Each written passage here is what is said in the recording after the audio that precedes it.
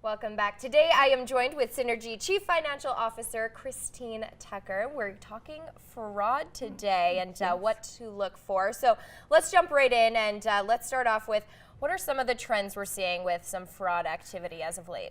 Yeah, so there's lots about, and I think one of the things that's maybe a misnomer or a misconception is things like, who does this? People automatically think of these criminals and they break into your house and they steal your stuff, and it really has a criminal element. But really what we're seeing is it has more to do with people that have access to your stuff every day. Wow. So caregivers, family members, things like that. It's really unfortunate, but we are seeing a rise in that. Okay, and check fraud is still a thing. I know a lot of people maybe don't use checks anymore, but for the people who do, it's still quite common. So how are people vulnerable with a check? Yeah, so I think what happens with checks is we often think of them just as paper. Yeah. They have a lot of information about us on them. So they have our name, our address, our phone number. They also have all of our banking information encoded on the bottom. And so I think the danger is people don't treat them like cash. So people leave them on the seats of their trucks, and they leave their trucks running in a parking lot, and people steal the checks. And so when they do that, then they'll forge the signature, and they'll either take it to their FI, so they might write it to themselves. They might also take it to an unsuspecting third party who might cash it for them, and then the person that's causing the fraud actually gets away with the cash, and that poor business person or individual is out the money in the end. Wow, I'm learning a lot about checks. Okay, and so a lot of people are stemming away from using cash and checks. So with the use of a card, are they becoming at risk as well? Yeah, so you make a great point. So you're right, checks are still predominant a lot in business, so that's where you see a lot of the check fraud. But for consumers, it really comes down to cards.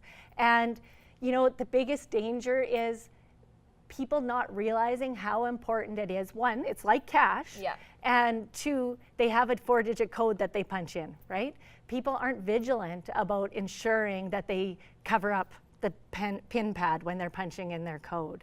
Or, my kid, I want them to run into the store and I want them to get me some sugar, and so I give them my card and the PIN number, and people think nothing of that, and 99% of the time, you're okay.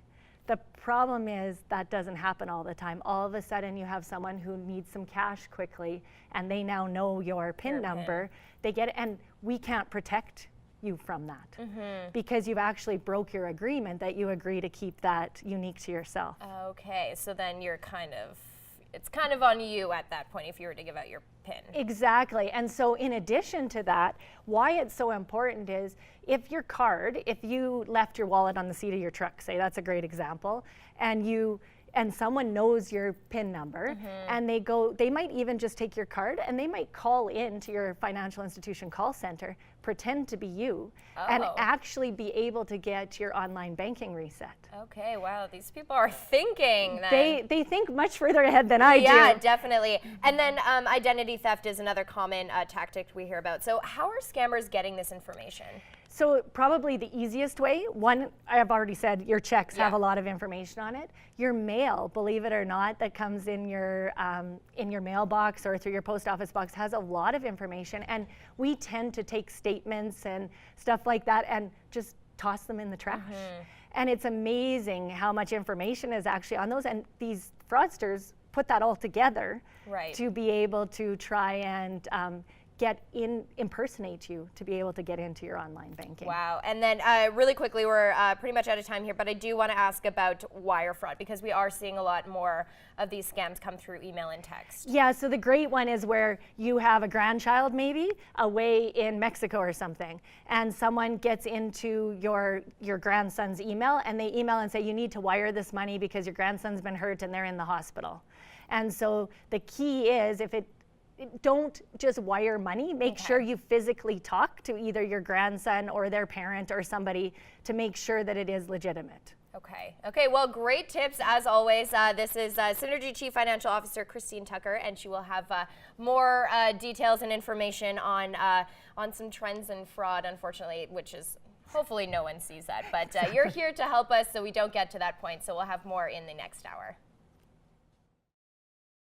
All right, well, we are going to continue talking about fraud and how you can protect yourself. I am joined with Synergy Chief Financial Officer Christine Tucker. Once again, thank you so much for joining me. Thank you for having us. Yeah, and so we're going to continue the conversation on fraud and how people can protect themselves. So how can someone protect themselves when there are so many scams out there? Absolutely perfect question. One, if it's too good to be true, it's too good to be true. Like, trust your instinct. Two, protect your PIN numbers on your cards. So that's critical. If you're at the gas station, especially now where you have pay at the pump in Lloydminster here, cover your hand over it. If your attendant's standing there, make sure that they, move away so that because you want to protect that. Don't give your kids your card and your PIN number. Give them their own card so that they only have access to their own money. And that's what I think parents miss, is that it's a good education for them to practice with smaller amounts of money. The other way you can protect yourself is just really be vigilant about your personal information. So instead of throwing it in the garbage, maybe you invest in a little shredder at home and you're able to shred and recycle your paper instead of throwing it out. Yeah, because there can be a lot of information on those Absolutely. papers. So if you were to come in through a situation where you've been subject to fraud, how will your financial institute help you? Yeah, so that's a great example. So there's lots of opportunity for the financial institutions to help you and to walk you through this. So most important thing, no matter how bad you're feeling, call them.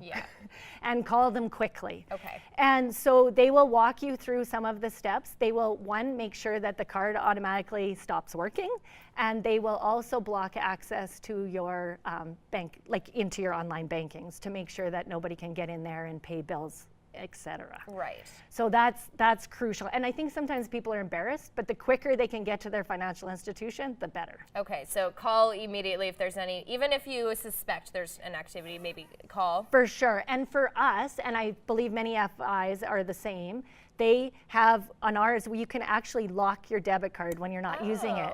So for those of us that use our phones all the time and have a banking app, you can actually go on there and lock your card when it's not in use and then unlock it when you want to use it. Wow. So the advantage to that is, one, losing them, because some people struggle with holding on to their cards. But the other thing is, if you're worried that maybe there's something not quite right in your house with a caregiver or a child or a family member, you can lock it so that even though they would have access, it would be worthless to them. Wow. Okay. Well, I did not know that was an option. That's a really great option. And what are some of the common myths people tend to believe when it comes to fraud? Yeah. So I think the common one is that it's a criminal and that it's somebody out there. I think the other thing is that it can't happen to me.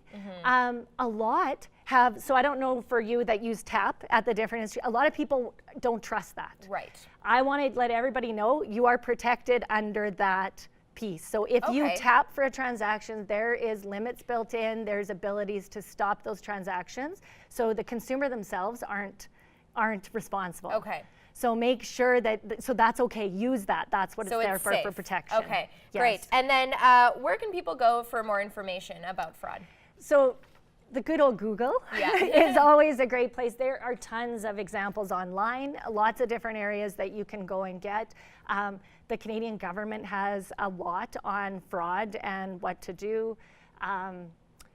There's probably hundreds of websites that you could go and see what are scams and what aren't scams, for sure. Right. And I think you kind of said it best right at the top. If it sounds too good to be true, it probably is, unfortunately. Yes. Well, I want to thank you again. This is Synergy Chief Financial Officer Christine Tucker talking about fraud. So thank you so much for being with me today and sharing all of this insight. I have learned actually quite a bit. So. Well, thank you so much for having us. We really appreciate it.